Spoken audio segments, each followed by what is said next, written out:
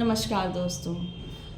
तो आज हम ड्रग प्रूविंग का 126 एफर्ट्स पढ़ेंगे, जिसमें एनिमल सर कहते हैं during the observation of the effect of drug the experimenter must avoid mental and bodily exertion and particularly the disturbance that would result from excitement of sensual access। कह रहे हैं कि जो experimenter है, जो जिसके ऊपर हम ड्रग प्रूव कर रहे हैं, तो उसको जो है मेंटल और फिजिकल एक्सर्शन बिल्कुल भी नहीं लेना चाहिए। ठीक है, क्योंकि वो हमारे सेंसुअल एक्साइट कर देगा, जिसके कारण हम सिम्टम्स को अच्छे से महसूस नहीं कर पाएंगे। Nor should experimenter be interrupted in their observation by urgent business affairs which prevent them from paying close attention to themselves. Through fear of disturbance and beside being to all intent and purpose of sound health, they should possess the prerequisite degree of intelligence to enable them to define and to describe their sensation in distinct expressions। ठीक है, तो animal sir यहाँ पर इससे पहले उन्होंने कहा कि खाने में हमें क्या क्या चीज़ें नहीं खानी है जिसके कारण मेडिसिनल इफेक्ट जो होगा वो डिस्टर्ब हो। इसके बाद कहते हैं कि क्योंकि साउंड सेंसेस होने चाहिए एक्सप्रूवर के, इसलिए बहुत ज़्यादा बॉडी एक्सर्शन और मेंटल एक्सर्शन भी नहीं होना चाहिए जो प्रूव कर रहे हैं मेडिसिन को, उनके द्वारा या किसी मतलब अर्जेंट बिजनेस अफेयर में वो इन्वॉल्व नहीं होने चाहिए, ताकि वो हमारी मेडिसिन जो प्रूव कर रहे हो उस पर पूरा ध्यान दे पाएँ और कौन सा सिम्टम कब आ रहा है, कितनी इंटेंसिटी में आ रहा है, उस पर ध्यान दे पाएँ, है ना। इसलिए इन्होंने ये सब मना किया है और कहा है कि अगर इन सब में इन्वॉल्व रहेंगे और बहुत एक्साइटेड रहेंगे तो साउंड हेल्थ नहीं मिलेगी और हमारा प्रूवर एकदम हेल्दी होना चाहिए मेंटली एंड फिजिकली। ठीक, फिर इसके बाद 127 में कहते हैं कि drug should be proven male and female both sex describe effect to produce with regard to the sex. ठीक है, तो मेल और फीमेल दोनों पर ही हमें जो है ड्रग्स प्रूव करनी है। ठीक है, उसके इफ़ेक्ट्स देखने हैं। तो 127 में ये कहते हैं। फिर 128 में कहते हैं कि the most recent experiment have taught that crude medicinal substance if taken by an experimenter for the purpose of ascertaining their peculiar effect will not disclose the same wealth of latent power as when they are taken in their highly attenuated state, potentiated by means of trituration and succussions। ठीक है, कह रहे हैं कि यहाँ पर कि most जो हमने रिसेंट एक्सपेरिमेंट किए तो उसमें ये देखा कि अगर पहले तो हैनीमैन सर ने जब पोटेंटाइजेशन खोजा नहीं था तो वो क्या करते थे, मटेरियल को क्रूड फॉर्म में ही देते थे और उसकी प्रूविंग करते थे। बाद में इन्होंने पोटेंटाइजेशन को जब खोजा तो उन्होंने कहा कि ये देखने में आया कि जब हम क्रूड मटेरियल सब्सटेंस देते हैं, ठीक है, तो उसमें उतनी पावर नहीं होती है सिम्टम्स को लाने की, या उतने ज़्यादा सिम्टम्स नहीं आ पाते हैं।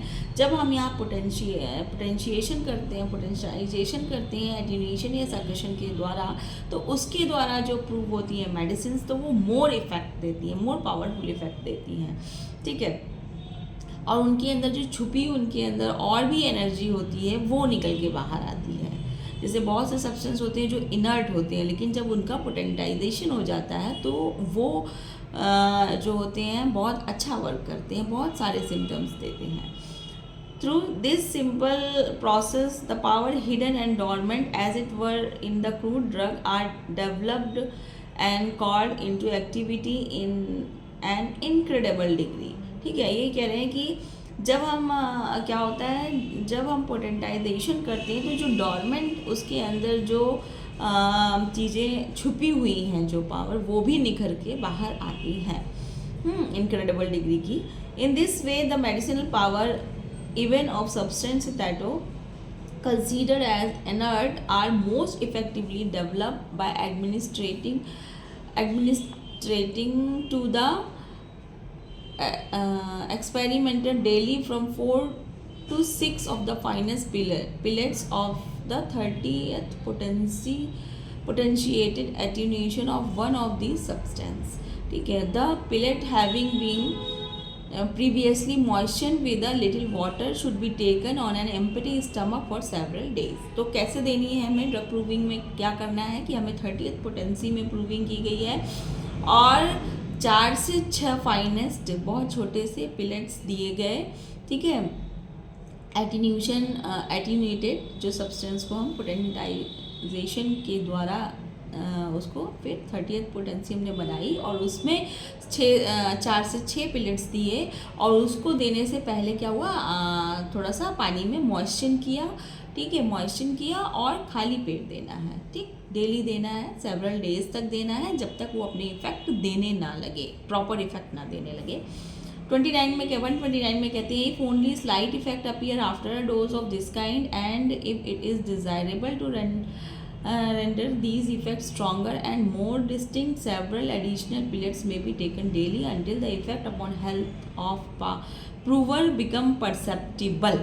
कह रहे हैं कि अगर थोड़ा सा भी इफेक्ट आया जब हमने शुरुआती पिलेट्स दिए तो हमें और पिलेट्स देने हैं ताकि मोर डिस्टिंक्ट जो है वो सिम्टम्स आ सकें, उसके अंदर बहुत अच्छे से सिम्टम आ सकें ताकि उसको समझा जा सके। A drug does not exert equal strength upon all person and a great difference is observable in this respect। कह रहे हैं कि जो कोई भी ड्रग है वो सभी प्रूवर्स पर एक जैसा इफेक्ट नहीं डालती है। जब हम देते हैं तो किसी को बहुत थोड़ी ही क्वांटिटी में देने पर वो इफ़ेक्ट्स आने लगते हैं, किसी को क्वांटिटी थोड़ी सी ज़्यादा देनी पड़ती है, किसी को और ज़्यादा देनी पड़ती है ना। तो सब पे इक्वल इफेक्ट नहीं आएंगे, वो डोजिंग का इफेक्ट होगा, किसी को कम समय में इफेक्ट आएंगे, किसी को ज़्यादा समय में इफेक्ट आएंगे, किसी को डोज ज़्यादा देनी पड़ेगी, किसी को कम डोज में इफेक्ट आएगा।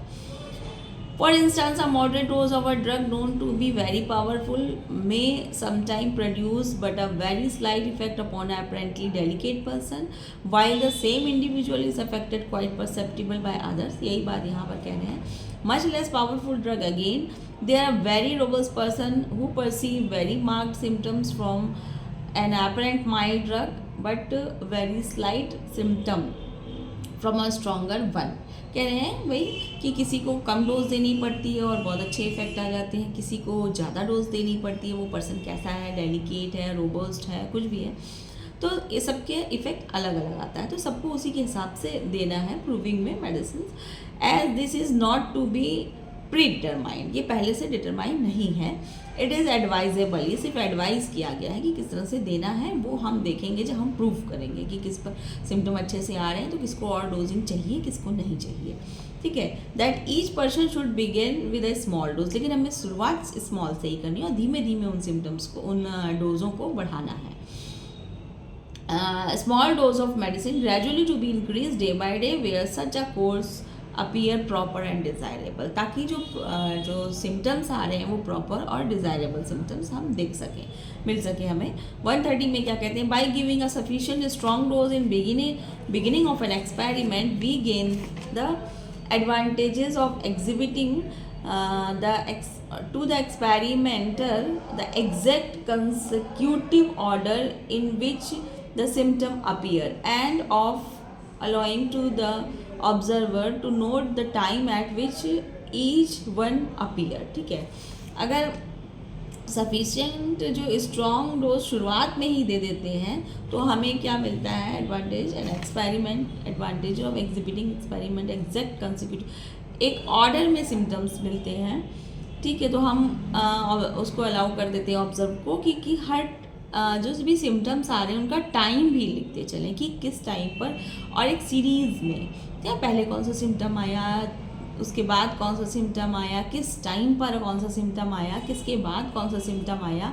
This method prove to be very instructive with regard to character of the drug since it show most distinctly the order in which primary and secondary effects appear। ठीक है, तो ये बहुत इंस्ट्रक्टिव है कि इस तरह से हम दे रहे हैं तो उसमें ऑर्डर लिखें और टाइम लिखें ताकि हमको पता चल सके कौन से प्राइमरी सिम्टम है, कौन से सेकेंडरी सिम्टम है। Moderate dose frequently sufficient for experiment, एक मॉडरेट डोज ज़रूरी होती है एक्सपेरिमेंट के लिए, provided the experimenter is sufficient sensitive and pay proper attention to the state of his feeling, और प्रॉपर अटेंशन उसकी फीलिंग को समझने के लिए। The duration of the effect of a drug determined only after comparison of a number of experiment. कह रहे हैं कि कौन सी मेडिसिन मतलब किसने कितनी देर तक काम किया, तो ये ड्यूरेशन तो हम कई सारे जब एक्सपेरिमेंट कर लेंगे, नंबर ऑफ एक्सपेरिमेंट, तो उसमें फिर हम कंपैरिजन करेंगे, तब हमें समझ में आएगा कि ये सिम्टम कितने ड्यूरेशन के बाद हमको मिला। ठीक है, तो यहाँ से 130 तक हमने पढ़ लिया। इसके बाद हम नेक्स्ट वीडियो में इसके आगे के प्रूविंग के जो है अपोरिजम्स देखेंगे। तब तक के लिए नमस्कार, खुश रहिए, आबाद रहिए, होम्योपैथी को बढ़ाते रहिए।